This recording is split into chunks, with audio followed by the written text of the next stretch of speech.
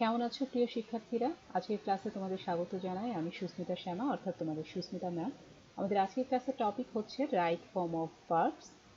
এটা class 12-এর English second পেপারের অন্তর্গত। এছাড়াও ডিগ্রি থার্ড ইয়ার এবং অনার্স সেকেন্ড ইয়ারের সিলেবাসেও এই টপিকটি আছে। আশা করব তোমরা সবাই এই ক্লাসটি মন দিয়ে দেখবে। এসো দেখে নেই আমাদের আজকের আলোচ্য বিষয় কি কি। প্রথমেই আমরা বিগত বছরের প্রশ্ন দেখে নেব এবং বোঝার চেষ্টা করব যে আজকের টপিকটা কোশ্চেনে কিভাবে আসে। এরপরে আমরা কিছু টেকনিক শিখে নেব, যে টেকনিকের মাধ্যমে আমরা রাইট ফর্ম অফ ভার্বসের অংশটা সলভ করতে পারি। আমাদের আলোচনার 3 নম্বর সেকশনে আমরা শিখে নেব যে যে টেকনিকগুলো শিখলাম সেগুলো কিভাবে অ্যাপ্লাই করতে হবে প্রশ্নে। আর চতুর্থ অংশে থাকবে হোমওয়ার্ক। তোমাদেরকে আমি কিছু কাজ দেব, সেই কাজগুলো তোমরা করে রাখবে। কমেন্ট সেকশনে সেই উত্তরগুলো আমাকে জানাতে পারো, আমি তোমাদেরকে ফিডব্যাক দেব। চলে এলাম আমাদের প্রথম সেকশনে, যে সেকশনের নাম কোয়েশ্চেন প্যাটার্ন অ্যানালিসিস।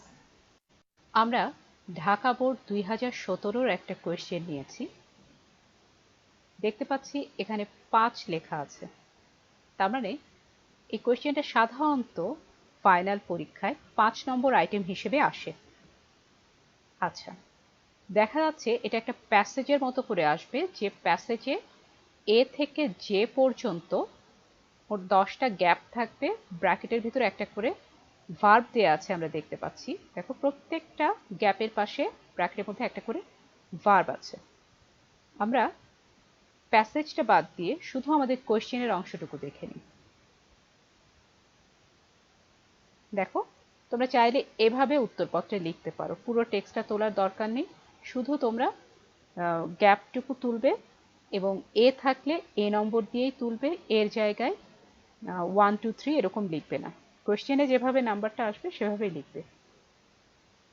তো দেখো, এ থেকে জে পর্যন্ত মোট 10টা আছে, আর প্রত্যেকটা পাশে লেখা আছে 0.5। তার মানে হচ্ছে প্রত্যেকটা গ্যাপের জন্য হাফ নম্বর।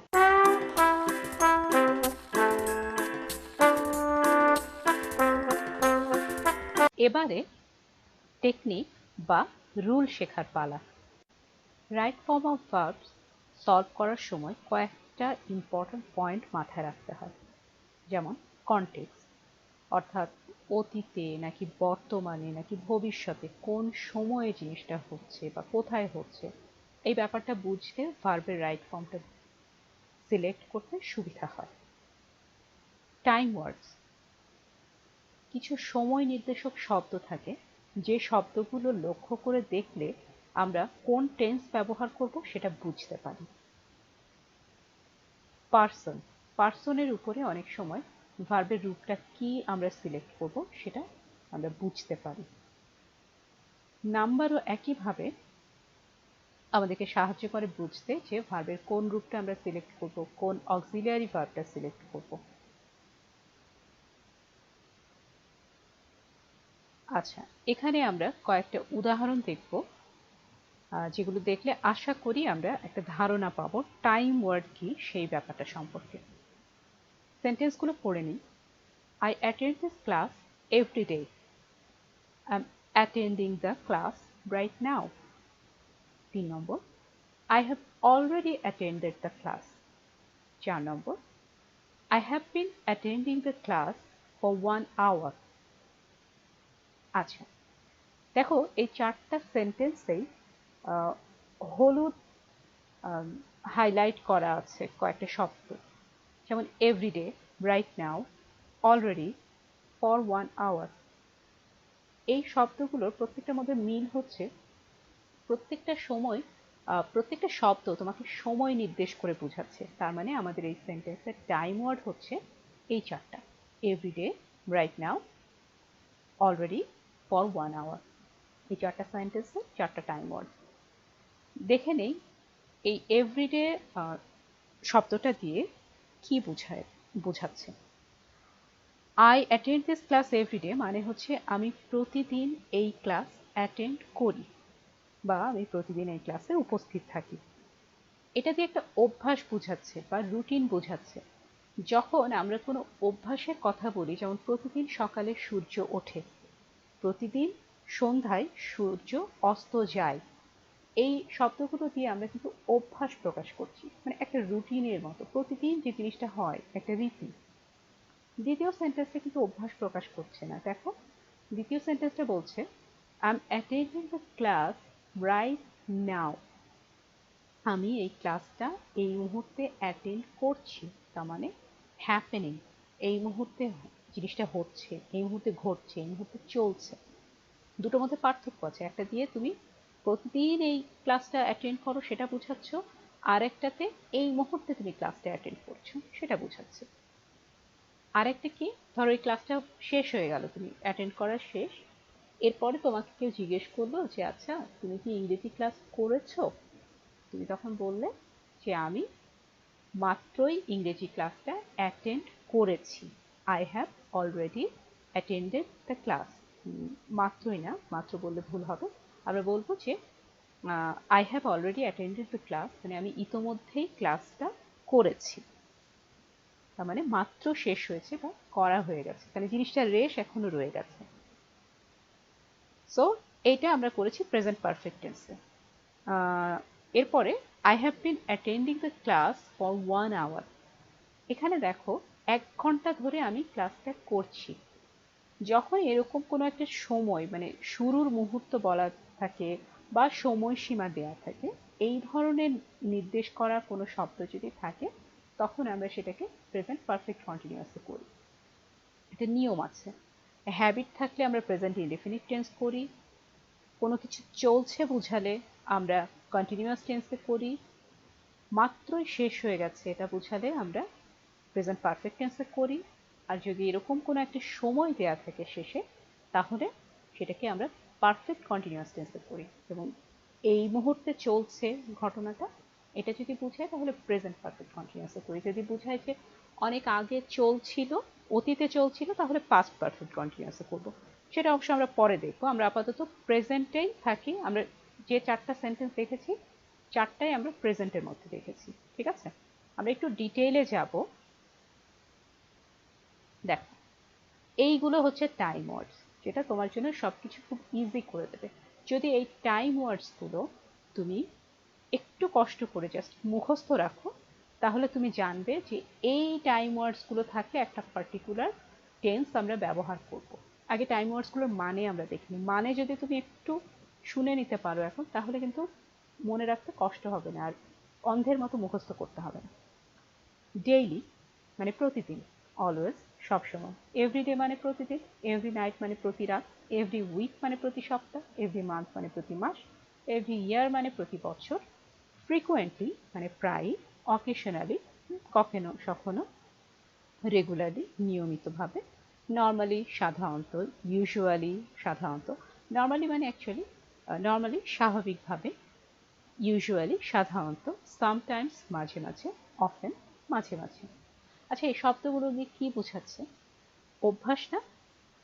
প্রতিদিনই একটা কিছু ঘটে বা সাধারণত একটা কিছু ঘটে। প্রতি রাতে আমরা ঘুমাতে যাই, এটা আমাদের অভ্যাস। প্রতি সপ্তাহে আমরা কয়েকটি ইংরেজি ক্লাস করি, এটা আমাদের অভ্যাস। প্রতি মাসে আমরা কয়েকবার কলেজের ফেসবুক পেজে ঢুকি, এটা আমাদের অভ্যাস। প্রতি বছর আমরা নতুন ক্লাসে উঠি, এটাও আমাদের অভ্যাস। অভ্যাস বুঝালে কোন টেন্স হয়? প্রেজেন্ট ইনডিফিনিট টেন্স, ঠিক আছে? তাহলে এখান থেকে আমরা একটা রুল পাচ্ছি। সেই রুলটা কি? কোনো বাক্যে যদি টাইম ওয়ার্ড হিসেবে always, everyday, sometimes, daily, usually ইত্যাদি শব্দ থাকে এবং সেটি বর্তমান সময়ের কোনো অভ্যাস বা রুটিনকে বোঝায়, তাহলে সেখানে ভার্বটি প্রেজেন্ট ইনডিফিনিট টেন্স অনুযায়ী হয়। তোমরা জানো আমি যেহেতু এখানে ইত্যাদি দিয়েছি, তার মানে অলওয়েজ থেকে ইউজুয়ালি পর্যন্ত যে 5টা শব্দ আমি লিখেছি, এগুলো বাদ দিয়েও আরও শব্দ আছে, যেটা আমি অলরেডি লিখে দিয়েছি কিন্তু আগের স্লাইডে। তোমরা চাইলে আগের স্লাইডটায় ফিরে গিয়ে পজ করে ওই জায়গাটা থেকে শব্দগুলো খাতায় লিখে নেবে, ঠিক আছে? লিখে নেওয়া ভালো, তাহলে তোমার মনে রাখতে সুবিধা হবে। ওকে, এবার একটুখানি প্রেজেন্ট ইনডিফিনিট টেন্সের গঠন প্রণালীটা দেখে নিই। আমরা জানলাম যে ওই শব্দগুলো যদি থাকে তাহলে সেটাকে আমরা প্রেজেন্ট ইনডিফিনিট টেন্সে করব। কিন্তু হয়তো বা এর মধ্যে অনেকে প্রেজেন্ট ইনডিফিনিট টেন্সের গঠন প্রণালী ভুলে গেছে, হতেই পারে, সেই জন্য আমি একটু দিয়ে রাখলাম। দেখো একটা উদাহরণ প্রেজেন্ট ইনডিফিনিট টেন্সে, ইউ ওয়াচ মুভিজ সামটাইমস, তুমি মাঝে মাঝে মুভি দেখো। ইউ হচ্ছে সাবজেক্ট, ওয়াচ ভার্ব, কারণ এটা দিয়ে কাজ বোঝাচ্ছে, যে ওয়ার্ডটা দিয়ে কাজ বোঝায় সেটা হচ্ছে ভার্ব। আর কি দেখি, কি বা কাকে দিয়ে প্রশ্ন করে যেটা পাচ্ছি সেটা অবজেক্ট। আর এই যে সামটাইমস হচ্ছে আমার টাইম ওয়ার্ড।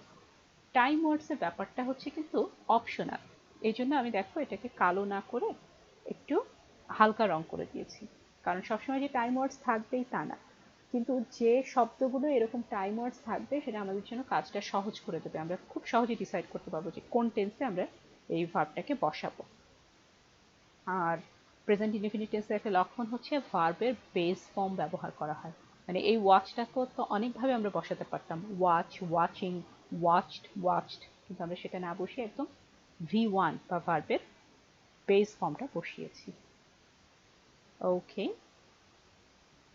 তাহলে কয়েকটি এক্সাম্পল দেখে নিই। I usually spend or am spending or have spent my weekend in Dhaka. কোনটা হবে ভেবে বলো তো? 3 রকম অপশন আছে এখানে, তাই না? Spend, am spending, have spent। আমি একটু আগে কি বলে দিলাম, ইউজুয়ালি থাকলে আমরা কোন টেন্স দেই? Present indefinite tense. Present indefinite টেন্সে ভার্বের কোন ফর্ম বসে? বেস ফর্ম, তাহলে spend. A kind-hearted person always forgives, has forgiven, is forgiving others. একজন দয়ালু মানুষ, দয়ালু হৃদয়ের মানুষ সব সময় অন্যকে ক্ষমা করেন, করেছেন নাকি করছেন। যেহেতু অলওয়েজ আছে তার মানে অভ্যাস বোঝাচ্ছে, তাহলে আমরা কোনটা নিব? বেস ফর্মে আছে কিন্তু forgives. Okay, good students have prepare or are preparing their lessons regularly. Regularly হচ্ছে আমার টাইম ওয়ার্ড, আমি জানি রেগুলারলি থাকলে প্রেজেন্ট ইনডিফিনিট টেন্স হবে, প্রেজেন্ট ইনডিফিনিট থাকলে ভার্বের বেস ফর্ম হবে, দ্যাট ইজ প্রিপেয়ার, রাইট?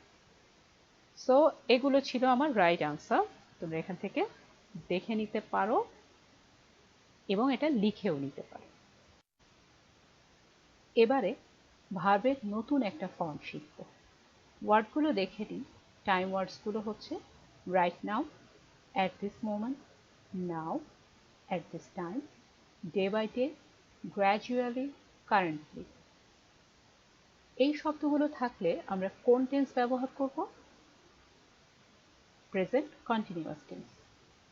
শব্দগুলো মানে হচ্ছে এই মুহূর্তে, মানে এখন কিছু চলছে সেটা বোঝাচ্ছে। কারেন্টলি মানে বর্তমানে, সেটাও একই ব্যাপার বোঝাচ্ছে যে বর্তমানে হচ্ছে, গ্র্যাজুয়ালি ক্রমে, ক্রমান্বয়ে, ডে বাই ডে দিনে দিনে। আমরা অনেক সময় বলি না, দিনে দিনে জিনিসটা বেড়েই যাচ্ছে, দিনে দিনে জিনিসটা বাড়ছে, তার মানে প্রেজেন্ট কন্টিনিউয়াস টেন্স। আচ্ছা, কোনো বাক্যে যদি টাইম ওয়ার্ড হিসেবে at this moment, right now, day by day, gradually ইত্যাদি শব্দ থাকে এবং ভার্বের চলমান অবস্থা বোঝায়, তাহলে সেখানে ভার্বটি প্রেজেন্ট কন্টিনিউয়াস টেন্স অনুযায়ী হয়।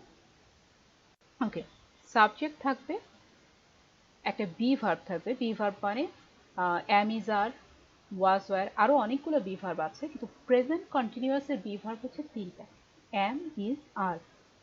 কেমন? তাহলে সাবজেক্টের সাথে একটা বি ভার্ব থাকবে, ভার্বের সাথে আইএনজি থাকবে এবং অবজেক্ট থাকবে। অবজেক্ট কিন্তু যে সব সেন্টেন্সে থাকবে ব্যাপারটা এরকম না, কিন্তু আমরা সাধারণত এভাবেই শিখি শেখার সময়, সাবজেক্ট ভার্ব অবজেক্ট। আর এই যে টাইম ওয়ার্ড, এটা হচ্ছে অপশনাল, কিন্তু রাইট ফর্ম অফ ভার্বসে এই টাইম ওয়ার্ডটা যদি দেওয়া থাকে তাহলে আমাদের জন্য খুব ইজি হয়ে যাবে, আমরা সাথে সাথে বুঝে যাবো অ্যাট দিস মোমেন্ট আছে, তার মানে আমরা এখানে প্রেজেন্ট কন্টিনিউয়াস টেন্সে করব। ঠিক আছে? আচ্ছা, পরবর্তীতে চলে যায়। এবার আমরা আরেকটা রুল শিখছি। এবার টাইম ওয়ার্ডসগুলো হচ্ছে recently, already, just now, lately, ever, just, yet. এগুলো যদি থাকে তাহলে কোন টেন্স হবে? Present perfect tense. Present perfect tense আমরা কখন ব্যবহার করি? কোনো বাক্যে যদি টাইম ওয়ার্ড হিসেবে রিসেন্টলি, জাস্ট নাও, অলরেডি, ইত্যাদি শব্দ থাকে এবং ভার্ব দ্বারা কোনো কাজ মাত্রই শেষ হয়েছে এবং সেই কাজের রেশ এখনো রয়েছে বোঝায়, তাহলে সেখানে প্রেজেন্ট পারফেক্ট টেন্স ব্যবহার করা হয়। প্রেজেন্ট পারফেক্ট টেন্সের গঠন প্রণালীটা একটু দেখে নিই। সেন্টেন্সটায় বলা হচ্ছে you have watched a movie just now. তুমি মাত্র বা এই মাত্রই একটা মুভি দেখেছো। ইউ এর সঙ্গে হ্যাভ হচ্ছে অক্সিলারি ভার্ব। আমরা দেখতে পাচ্ছি ভার্বের পাস্ট পার্টিসিপল ফর্ম মানে V3 বসেছে আর সাথে একটা অবজেক্ট আছে। এখানে টাইম ওয়ার্ড হচ্ছে জাস্ট নাও। আমরা প্রেজেন্ট পারফেক্ট টেন্সের লক্ষণটা দেখে নিই। অক্সিলারি ভার্বের জায়গায় হ্যাভ হ্যাজ বসে ভার্বের পাস্ট পার্টিসিপল ফর্ম ব্যবহার করা হয়, যেমন ওয়াচ। এবারে আমরা চতুর্থ টেকনিকটি শিখব। আমাদের এবারকার টাইম ওয়ার্ডস হচ্ছে ফর এবং সিন্স। ফর বা সিন্স থাকলে কোন টেন্স ব্যবহার করব? Present perfect continuous tense. For বা সিন্স থাকলে আমরা পারফেক্ট কন্টিনিউয়াসে যাব। আর আজকে আমরা প্রেজেন্টের কথা বারবার বলছি সবগুলো নিয়মের ক্ষেত্রে, কারণ আমরা মূলত আজকে প্রেজেন্ট নিয়ে কাজ করছি, তাই আমরা বলছি যে ফর এবং সিন্স থাকলে, ফর বা সিন্স থাকলে আমরা প্রেজেন্ট পারফেক্ট কন্টিনিউয়াস টেন্স ব্যবহার করব।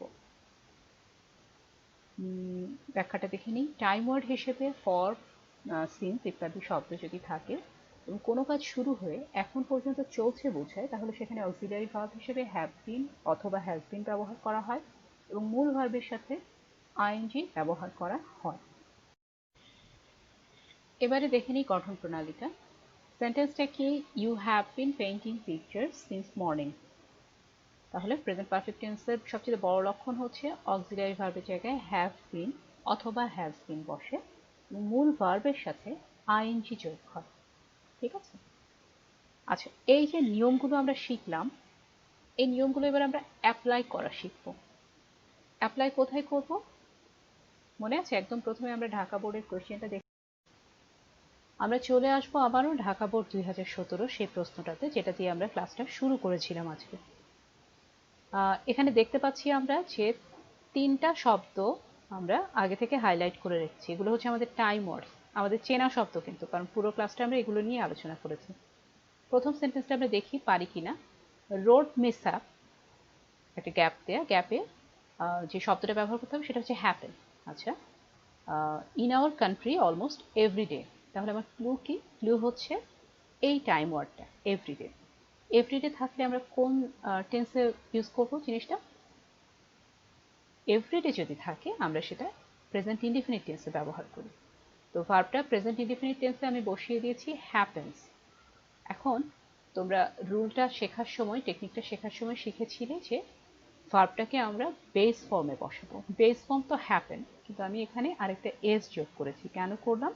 কারণ প্রেজেন্ট ইনডিফিনিট টেন্সের সাবজেক্ট যদি থার্ড পারসন সিঙ্গুলার নাম্বার হয়, তাহলে আমরা ভার্বের সাথে একটা এস বা ইয়েস যোগ করি।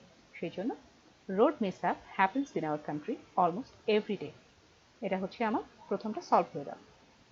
দ্বিতীয়টায় চলে আসি। দ্বিতীয়টার ক্লু হচ্ছে রিসেন্টলি। আমার টাইম ওয়ার্ড হলো রিসেন্টলি। রিসেন্টলি থাকলে আমরা কোন টেন্স ব্যবহার করি? Present perfect tense.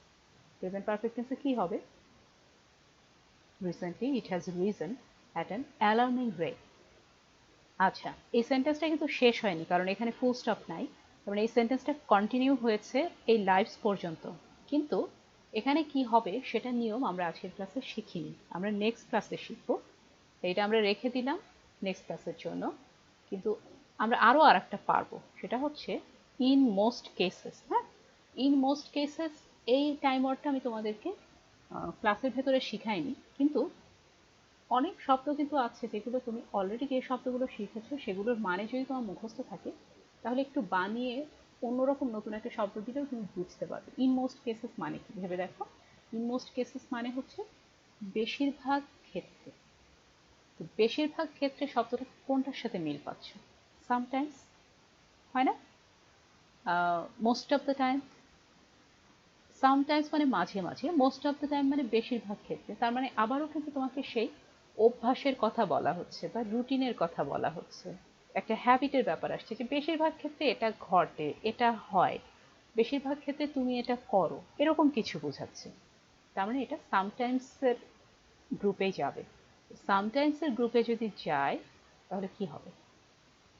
In most cases, reckless driving causes road accidents. আমার ভাব ছিল cause, সেটাকে আমি বসিয়েছি বেস ফর্মে, আর বেস ফর্মের সাথে একটা এস যোগ করেছি কারণ আমার সাবজেক্ট হচ্ছে রেকলেস ড্রাইভিং, আর রেকলেস ড্রাইভিংটা থার্ড পারসন সিঙ্গুলার নাম্বার। তাহলে আমি তিনটা করে ফেললাম কারণ আমি টাইম ওয়ার্ডসগুলো শিখে গেছি, আর সেটার সাথে কোন টেন্স ব্যবহার করতে হবে সেটাও শিখে গেছি। এবার আমি তোমাদেরকে একটা হোমওয়ার্ক দেবো, জাস্ট বোঝার জন্য তোমরা শিখেছো কিনা। ঠিক আছে, হোমওয়ার্কটা দেখে নিই। 4টা সেন্টেন্স দেওয়া আছে, ব্র্যাকেটের ভেতরে ভার্ব দেওয়া আছে, যে ভার্ব দিয়ে তোমার কাজ করতে হবে। এই সেন্টেন্সটা কোন ফর্মে বসবে টাইম ওয়ার্ডস থেকে সেটা বের করে গেস করে তুমি সলভ করে ফেলো। নেক্সট ক্লাসে আমি এসে উত্তর বলে দেব। চলে এলাম ক্লাসের শেষ প্রান্তে। আমি তোমাদের কিছু এক্সারসাইজগুলো দিয়েছি, তোমরা সেগুলো সলভ করে আমাকে কমেন্ট সেকশনে জানাতে পারো। পরবর্তী ক্লাসে তোমাদের সাথে আবারও দেখা হবে। ততক্ষণ পর্যন্ত তোমরা ভালো থাকো, সুস্থ থাকো।